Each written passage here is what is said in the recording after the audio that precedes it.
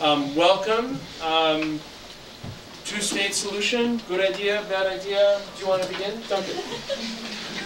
So thank you for coming. It's just amazing to have such a large turnout. It's slightly intimidating. It makes me really, really nervous about almost anything that I might say. But it's also a thrilling, I think, indication of the extent to which people are thinking seriously in our area about these issues.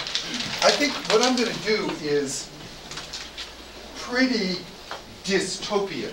What I have to say are basically remarks both about a two-state solution and about a one-state solution, which are overwhelmingly negative. In fact, let me begin by saying that as I was thinking about this talk, I was thinking if today or yesterday the Obama administration had announced that an agreement had been reached between the Israeli government and the PA for a two-state solution, it would, I thought, that would be a catastrophe. In other words, if that idea, which has been at the center of policy in the US for so long, were brought to fruition now, in this period, it seems to me that the content of the solution would be so unfair to the Palestinians it would be just the West Bank, that it would be both a moral disaster and also almost certainly a political disaster. That is, that an agreement that could imaginably be reached today would almost certainly be so one-sided that it would not be stable. In fact, that it would be resisted by a large part of the Palestinian population of the West Bank, and that if anything, it would be likely to breed conflict and probably violence over time. So that's a pretty grim idea. And I think I'm going to begin by saying why I think that's true. Now, there are different ways of critiquing the two-state solution. The most familiar one, and this one has been familiar now for really since the Second Intifada for sure, is that the settlements have gone so far in dividing up, splitting, and cantonizing the West Bank that the possibility of a two-state solution is gone. And then the second round was the wall, that the wall also shows the utter unworkability of a two-state solution. I don't really think either of those things are right. I don't think the difficulty is facts on the ground. I don't think that's the reason why it's not possible anymore, at least for me, to regard a two-state solution as a hopeful outcome. Because I really do think that it is possible to remove settlements. That does happen. And it's already the case that the Israeli government has on numerous occasions modified the path of the wall. So the experience of the wall as an overwhelming, immovable, just physical fact is not even the case at present. And it's actually the Israeli Supreme Court has forced several modifications and redesigning of the course of the wall. I think that the problem is actually a lot deeper. So I'm going to try to introduce a couple of dimensions of it. And I think I should say how tentative, I can't stop myself because I'm a professor and an old guy from talking in an incredibly positive, declarative tone, as though I really knew what I was talking about. It's an act. I mean, this domain is a domain of unbelievable uncertainty, flux. Just keeping the facts in mind is extremely difficult. And I'm sure I'll make factual mistakes, and so I really want to make this sort of initial thing. I think we don't need to try to sound authoritative about this topic. It's one where authority is not available in the system. But I apologize for my tone, which I can't completely escape from. So, first, the negotiating parties, the Netanyahu government, the Obama administration, and the Palestinian Authority, two of the parties, namely the Obama administration and the Palestinian Authority, are extremely weak in this context. So I think when we think about what could be in a two-state solution, we have to imagine that there's a balance of power. There is an Israeli government, this government, with a particular set of ideas about what they could conceivably accept, and likewise for the other parties. The Obama administration is really in giant trouble. And they're not just in giant trouble because of the election that's coming right up. They will almost certainly be in incredible trouble after the election, too. By that I mean deep erosion of political support in the United States, a largely indifferent base. Obama's election prospects in 2012 might be largely buoyed by a two-state solution that could be sold to the American public as a giant accomplishment, but he wouldn't be able to sell it if it was very seriously attacked by the Israel lobby. Moreover, whereas in 2008, everyone was thrilled that he was raising his money overwhelmingly by small donations and looked like he would be more independent of big fund contributors than previous presidents, it's extremely unlikely that that will be his situation running up to the 2012 election. So he's likely to be much more dependent on big funders, many of whom are strong supporters of the Israeli position in the conflict. Particularly, many of them are strong supporters of the Netanyahu position in the conflict. So the capacity of the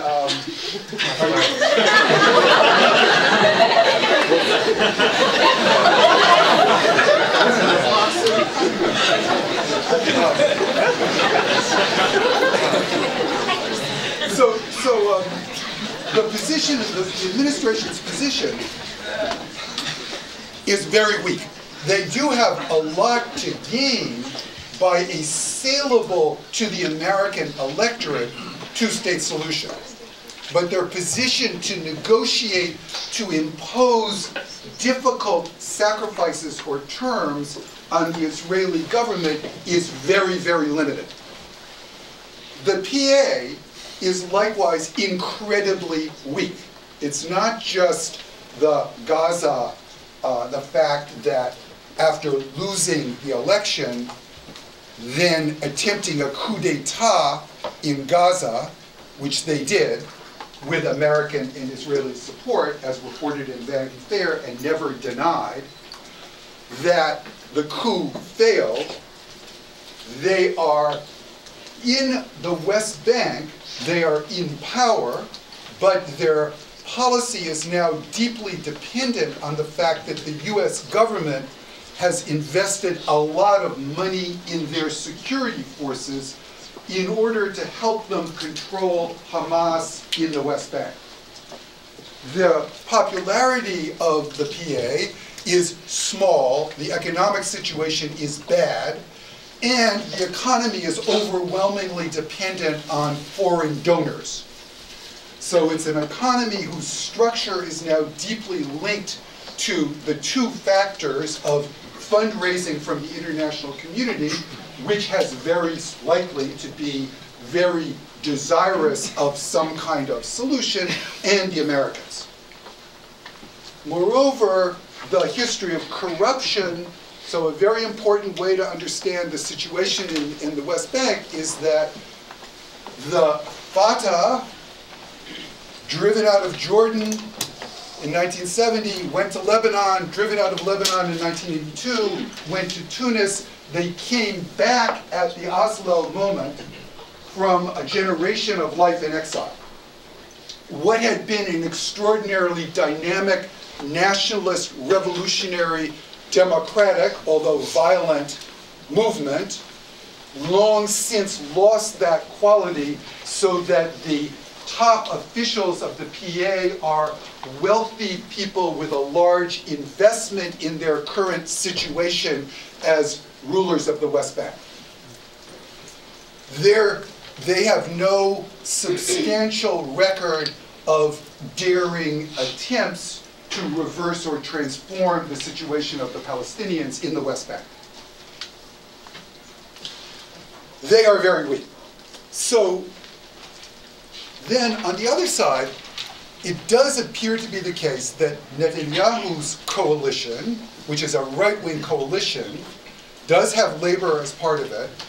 The set of demands that are plausible for them to make are demands that it would be extremely difficult for the Palestinian Authority to accept. Very, very difficult. And they're a list which, however, is totally plausible from an Israeli mainstream public opinion point of view. That is, the demands that it is plausible to make are ones that will resonate instantly. And I think, again, we need to be aware, one of the problems of the discussion has been that there is an impression that at the Second Camp David thing in 2000, right before the Second Intifada, it turned out that a real deal was completely accessible. It's often represented as Barak made this unbelievable offer, and Arafat basically refused to even consider it. And that deal, then it is imagined, could now be, so to speak, resuscitated if only there was the political will. So that's not crazy, but there are a bunch of aspects of that deal which don't correspond exactly to the way people typically understand or represent it. So there's the famous first statistic, 97% of the West Bank would be under Palestinian sovereignty in the state. Then other figures are 96%, 93%. But when you actually look at, I've just been reading up on what happened as best I could, a very important idea here is that 10%, the main settlement blocks to the north of Jerusalem, would be annexed to Israel already. Then there would be land swaps, totally, completely undefined, where territory currently part of Israel would become part of the Palestinian state. And nowhere, I've just read 5 accounts of the negotiations. What's going to happen to the Palestinians living on this land is completely unclear. It's just, you can't tell. I mean, reading even very long accounts, they don't really say what's going to happen. A very important aspect of it is the security. So that dimension, also the agreement included the continued Greater Jerusalem, the 27 square miles, the 25 square miles annexed to the old city of Jerusalem after 1967, remain part of Israel.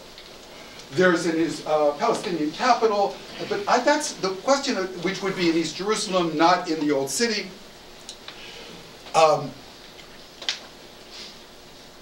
All refugees go back to the Palestinian state, no acceptance, though at Taba it appears that there was some flexibility on maybe some sort of arrangement that some refugees could go back to Israel proper. But the thing that you don't get, the thing that's most clearly omitted, are these factors. Israel would control the airspace. If Gaza was included, it would control water access. Israel would control the Jordan Valley.